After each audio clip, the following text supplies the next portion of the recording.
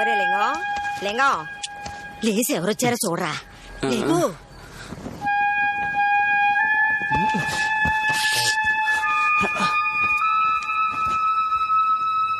అయ్యా ఇంట్లోకి రాయ్యా. పర్వాలేదులే. నేనేదో కోపంలో ఉండి 4 మాటలంటే ఇంటికి రావటం మానేస్తావా? లేదయ్యా, అలాంటిదేం లేదయ్యా. కొంచెం పనుండి.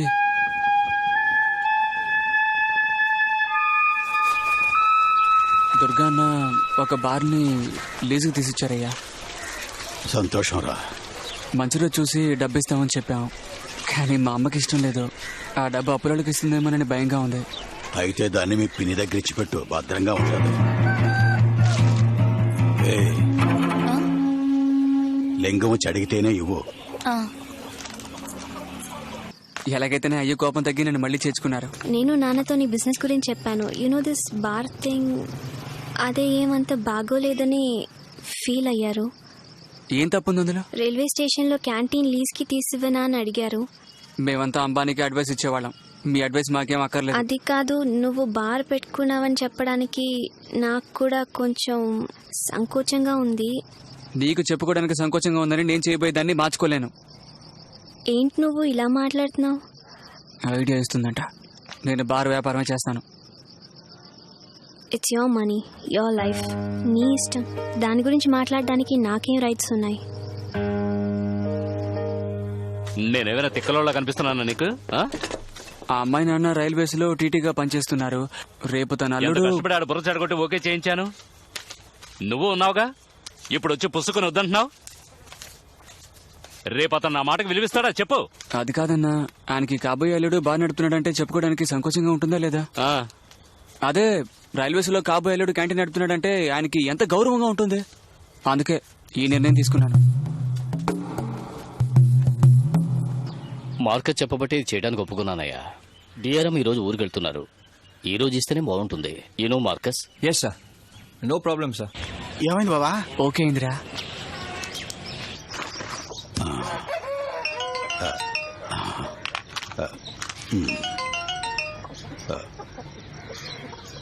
హలో అయ్యా, ఏం లేదయ్యా, ఇక్కడ రైల్వే పిఆర్ఓని కలవడానికి వచ్చాం. నువ్వు డబ్బు తీస్తే రైల్వేస్ లో క్యాంటీన్ ఏర్పాటు చేస్తానని చెప్పారు. చాలా సంతోషం రా. ఇప్పుడే డబ్బు ఇవ్వాలంటున్నారు. మీరు వచ్చి మీ చేతులతో ఇస్తే చాలా సంతోషంగా ఉంటుంది. నీకు మంచోళ్ళు అనిపిస్తున్నాడా? ఐరన్ వాళ్ళ నాన్న నాతో పాటే ఉన్నారయ్యా. ఆయన మనకి మంచి కదా చేస్తారు. నేను వస్తున్నాను రా, తెస్తాను. సరేనయ్యా. మా అమ్మ నమ్మలేకపోతుందిరా, చాలా సంతోషంగా ఉంది. అన్నా, ఇంక మీరు ఎప్పుడన్నా రైల్వే స్టేషన్ వెళ్తే కాఫీలు కలసోడాలు తాగొచ్చు. మీ దగ్గర డబ్బులు తీసుకోవద్దని చెప్పాను. మా అబ్బాయి క్యాంటీన్ కి నా పేరే పెడతాడంట. నీ వాళ్ళని చూస్తుంటే నీ కొడుకు ఆ స్టేషన్ కి నీ పేరు పెడతాడంటావు. ప్రతి నెల డబ్బు కట్టి ఇంటిని నడిపించుకుందాం అనుకుంటున్నానన్నా. ఇప్పుడిప్పుడే మా ఓడు దారిని పడుతున్నాడు.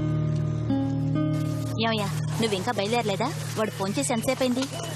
నాకు తెలిసిలేవే, నువ్వు వెళ్ళు, ఆ డబ్బు తీసుకురా.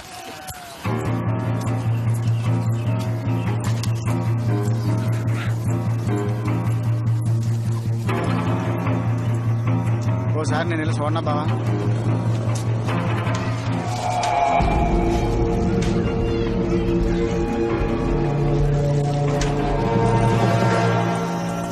ఐరన్ రా. చెప్పు. ఓకే అయిందా? అయ్యగారు డబ్బు తీసుకొస్తున్నారు.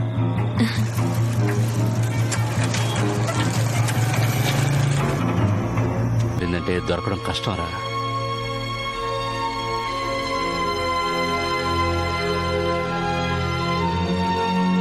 మనకి మాత్రం ఎందుకు ఇలా జరుగుతుంది? దేవుడికి మనసాక్షి లేదురా. 7 గంటలకి ఏ ఇదిలో జనం లేకుండా ఉంటారా? ఆయన వస్తున్నాడంట, ఎవరో కొట్టి డబ్బులు ఆక్కెళ్ళాడంట. కథ చాలా బాగుంది బావా. నాకెందుకు ఆయనే నొక్కేసి ఉంటాడనిపిస్తుంది బావా.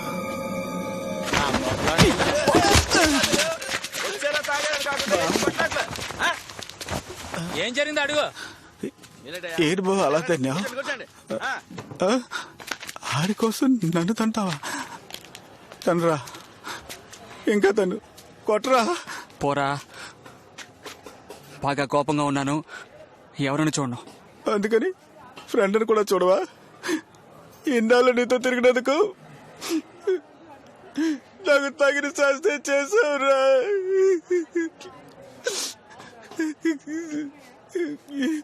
మోసపోయావు బావా. వచ్చేస్తున్నానంట. ఏంటయ్యా మళ్ళీ తెలియదురా అన్నా, వదిలేనా వదిలేనా, నేను వాడితో మాట్లాడాలి. రేయ్, నీకు ఇప్పుడు తెలియదురా. రేయ్, ఆ ముసలాన్ని అన్నానని అందరి ముందు నన్ను అవమానిస్తామంట. దిగులు పడకరా, వీలైనంత తొందరలో ఆడిని పట్టుకుని డబ్బు రికవర్ చేసుకుందాం. ఆ క్యాంటీన్ ద్వారా అంచెలంచెలుగా ఎదగాలనుకున్నావు. నా వల్ల అంతా చెడిపోయింది కదా. అలాంటిదేం లేదయ్యా.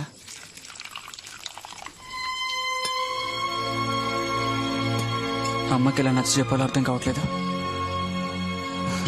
తను మీ ఇల్లు తాకట్టు నుంచి విడిపించాలని అనుకుంటూ ఉంది. తనతో ఏం చెప్పగలను? మనం చేసింది అన్న తప్పు. కోళ్ల పందెంలో వచ్చిన డబ్బు అందులోనే పెట్టి ఉండాల్సింది. అది వదిలేసి గొప్పగా క్యాంటీన్ పెట్టాలి, బార్ పెట్టాలనుకుంటే ఇలాగే సంకనాగిపోద్ది. ఇక మీదట నీతో కోడి పందాలు ఆడాలంటే ఎవడైనా భయపడతాడురా. అందరూ అలాగే అంటున్నారు కదన్నా. వాళ్ళు ఆ మాట కూడా అనకపోతే మనం ఎందుకు రంగస్వామిని కోళ్ల పందెం నుంచి ధైర్యం కొడతాం? రే, నీకు మందు ఎక్కువైనట్టుంది, బయలుదేరు. నిజం మాట్లాడితే నేను వెంటనే బయలుదేరి పొమ్మంటాడే. అరే, ఓవర్ గా మాట్లాడితే బండ తీసుకుని బుర్ర బద్దలు కొడతా. బయలుదేరరా ముందు. నేనే ఓవర్గా మాట్లాడలేదు. రేయ్, ఇక మీదట ఎవరూ నోరు మెదపకూడదు. నేను అసలే డబ్బు పోయిందన్న బాధలో ఉన్నాను. నేనేం మాట్లాడానన్నా? ఆడిని మాట్లాడద్దని చెప్పు. నువ్వు రేయ్, మాత్రం ఇలా మాట పెరిగిందంటే రేపు మీరే ఒకరితో ఒకరు పోటీ పడతారా. అదే నేను అనుపోతున్నాను. రేయ్, ఇంత మాట్లాడావు కదా, రా నువ్వు నేను తేల్చుకుందాం. వద్దన్నా. నీ ఆ భయం ఉంది కదా నీకు? భయం కాదన్నా, నువ్వు నా అన్నవి. అన్నని ఓడించారన్న చెడ్డ పేరు నాకెందుకు? నాతో పెట్టుకోకు. నే చెప్పేదేనండరా, కోడి పందాలు ఆడాలని నిర్ణయించుకున్నారు కదా. రేపు మీ పుంజని ఇక్కడ తీసుకొచ్చి బరిలోకి దించి తెలుసుకోండి. అది వదిలేసి అగ్రిమెంట్ అని మాట్లాడారు. పందెమంటే అగ్రిమెంటేనన్నా. ఇంత మాట్లాడుతున్నాడే, నాకెదురుగా పుంజిని తిప్పి గెలవమను. అప్పుడు ఒప్పుకుంటాను వీడి పెద్ద పుడింగ్ అని.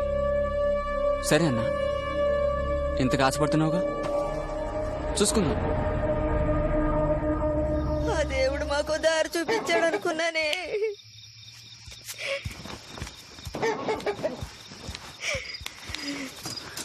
నా కొడుకు దారి పడ్డాడు. ఇక నన్ను బాగా చూసుకుంటాడని ఎంతో ఆశపడ్డాను. నా తలరా తిట్ట రాసుంటే ఆడు కోడి పందాలను వదిలేసి ఎట్టా బాగుపడతాడు. చూడు, ఊరికే నచ్చపెట్టకమ్మా. కోడిని ఊరికే తిడుతూ ఉంటే అది పందెంలో గెలిచి మనకి ఎలా లాభం తెచ్చిపెడుతుంది? అవును, అవి గెలిచే మనకు రోజు గంజిపోతున్నాయి. నీలాగే రోజు గంజి తాగడానికి మాత్రమే నన్ను బతకమంటావా? నేను గొప్పోడిని కావాలనుకుంటున్నాను. మాట్లాడకరా, నువ్వు గొప్పోడు కావడానికి కోడి పందాలే కావాలా? చేతుల్లో డబ్బున్నప్పుడే ఇంటి నడిపించవచ్చు కదా. ఇప్పుడు ఆయన ఎన్ని మాట్లాడినా పడుతున్నాం కదా. ఇట్టా ఎగిరే ఓడివి ముందు ఆ పని కదా చేసి ఉండాలి. ఇప్పుడు ఏమంటా? నీకు ఇల్లు కావాలి అంతేగా? ముందు అగ్రిమెంట్ పూర్తిగానే, ఆ తర్వాత ఎలాగోలా డబ్బు ఏర్పాటు చేస్తాను. ఏదో ఇంటికి వెళ్ళడానిక ఇన్నేళ్లు మన ఇంటి చుట్టుపక్కలే అద్దుకుంటున్నాం. నాయన లింగం, ఈ ఇల్లు మీ నాన్నకాళ్ళ నాన్న ఇచ్చాడురా. మాకు పెళ్ళయి మేము అందులోనే కాపురం చేసి నిన్ను కన్నాం. ఆయన నన్ను పెళ్లి చేసుకుని వచ్చినప్పుడు ఆ ఈదులో మనీ లేరా పెద్దిల్లు. అప్పుడు నన్ను అందరూ పెద్దింటి కోళ్ళు అనేవారు. సోది కాపమ్మా, చిరాకేస్తోంది. ఆయన బయటికి వెళ్ళేటప్పుడు అంతా నేను భుజాన్ని వేసుకుని తీసుకెళ్లేవారు. నాయన లింగం, నీకు అదంతా జ్ఞాపకం లేదురా? ఆ దరిద్రం అంతా గుర్తుకు రాకూడదనేగా ఈ ఇల్లే వద్దంటున్నాను. నాకంటూ ఏం చేశాడు నీ మొగుడు? వాళ్ళ అబ్బ సంపాదించిన డబ్బు కూడా తాగుళ్ళకి ముండలకి తగిలేసి నిన్ను విధిని పడేశాడు. తండ్రి అనేవాడు పెళ్ళం పక్కలో పడుకుని బిడ్డల కంటే మాత్రం సరిపోదు. ఆ బిడ్డ పెరుగుతున్నప్పుడు చేపట్టుకుని తీసుకెళ్లి ఇదేరా లోకం అని చూపిస్తాడే, ఆడు తండ్రి అంటే. ఈ కోళ్ల పందాలయ్యి ఇక నీకు వద్దురా. వీటి వల్లే కదా ఎప్పుడు ఆయన ఇల్లే గతని పడుంటున్నావు. ఇంకే పనికి పోను. ఇంతటితో నీ మాటలు ఆపలేదో నీ గొంతు పిసికేస్తాను. నేను చెప్పేది ఇప్పుడు నీకు అర్థం కాదు. అమ్మా, అమ్మే కావాలనుకుంటే ఇంతటితో ఈ కోళ్ల పందాలను వదిలేయాలరా.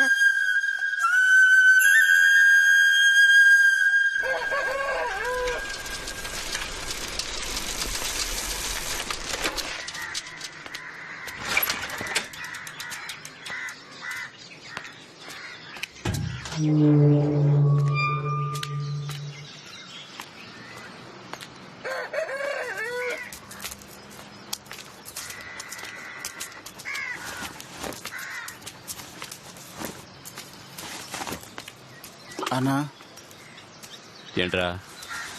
లింగం అగ్రిమెంట్ ని క్యాన్సిల్ చేసుకుందాం అని చెప్పాడన్నా. ఏ? అమ్మ చనిపోయిందన్నా.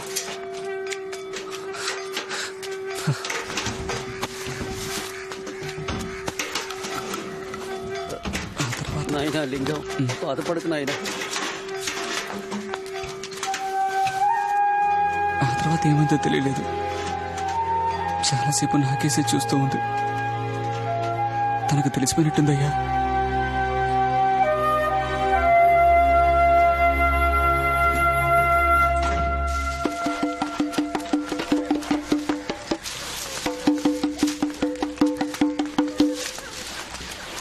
ఇస్తామని పంపించావా? పంపించండి రా. మాలిటివరా సావింటికి వచ్చినట్టు వస్తున్నాడా, ఏదో పెళ్లికి వచ్చినట్టు వస్తున్నాడు. వెంకీ చెప్పినప్పుడు నేను అసలు నమ్మలేకపోయానన్నా. 15వ తారీఖున అగ్రిమెంట్ వేయాలని నువ్వేం పట్టుపట్టొద్దు రోయ్. ఏంటన్నా? ఓ విధంగా ఆలోచించి చూస్తే అనుకోకుండా జరిగేవే మానవ జీవితంలో ఎక్కువ.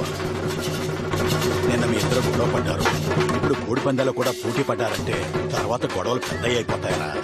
అలా జరగకూడదనే ఇప్పుడు ఇలా జరిగింది. అనుకున్నట్టుగానే అగ్రిమెంట్ జరిగి ఒకవేళ నువ్వు ఓడిపోతే అవమానం నీకేగా. నేనెందుకు ఓడిపోతానన్నా? 10 ఏళ్ల వయసు నుంచి కోడి పుంజుల లోకం అనుకుని పెరిగిన వాడిని నేను. ఏ పుంజులు తిప్పి ఎలా గెలవాలో తెలియదా నాకు? నువ్వు ఈ పందేలేగాక బార్లు గీర్లను తిరుగుతున్నావు. ఆడు నాతోనే ఉంటూ ఈ కోళ్ల గురించి బాగా తెలుసుకున్నాడు. ఆడిని కోడి పందాలో ఓడించడం అంత తేలిక కాదురా. అది చూద్దామన్నా. పంపించాడట. చెప్పిన టైంకి చెప్పిన చోట పందెం జరగాల్సిందే. అంత దమ్ము లేదంటే నాతో ఎందుకు సవాల్ ఇస్తాడు? సరే అన్నా, నీ ఇష్ట ప్రకారమే చేద్దాం. కానీ రేపు నీకు కూడా ఇలాంటి పరిస్థితి రావచ్చు. అప్పుడు నేను నువ్వు మాట్లాడినట్టే మాట్లాడతాను.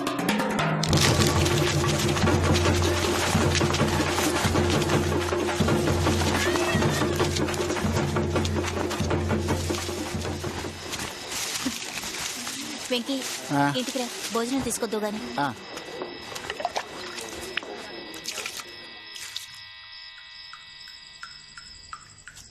బావా, పెన్ని అన్నం ఉండి పెడతానంది, నేను వెళ్ళి తీసుకొస్తాను.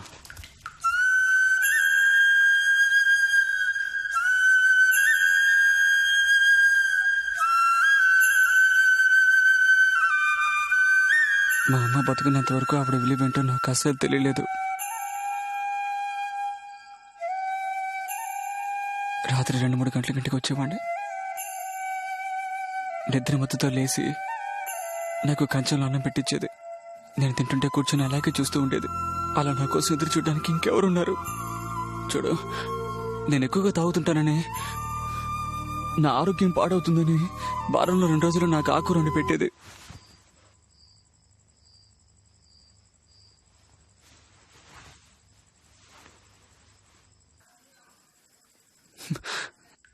సడన్ గా అమ్మ పిలిచినట్టు అనిపించింది.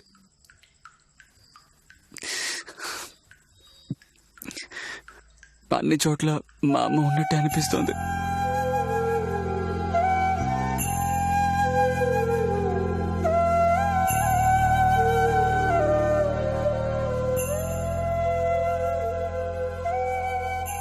ఇంత చిన్నింట్లో అమ్మ జ్ఞాపకాలు ఎంతగా వేధిస్తున్నాయే, అంత పెద్దింట్లో 4 జ్ఞాపకాలు అమ్మని ఎంతగా వేధించుంటాయి. చేతిలో డబ్బున్నప్పుడే ఇంటిని తాకట్టు నుంచి విడిపించుండాల్సింది. ఎంతో సంతోషించేది. సాయంత్రం లోపు నా జీవితమే తలకిందులైపోయింది. ఎందుకు ఇలా జరిగింది? నిన్న రాత్రి అమ్మని తిట్టి కొట్టడానికి చేయి కూడా ఎత్తాను. అమ్మా, నేను చేసినవన్నీ తప్పులే, ఇంకెప్పుడు అలా చేయడు, నన్ను క్షమించమ్మా అని అడగాలనుంది. ఇక నేను ఎవరితో చెప్పను. మా అమ్మతో చెప్పాలన్నా ఇక చెప్పడం కుదరదే.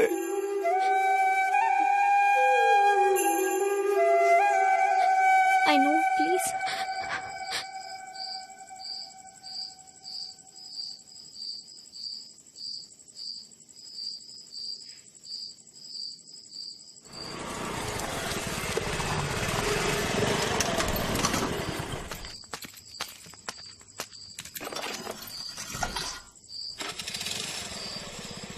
నీకెవరో లేరని అనుకోకు. నేను ఎప్పటికీ నీతోనే ఉంటాను.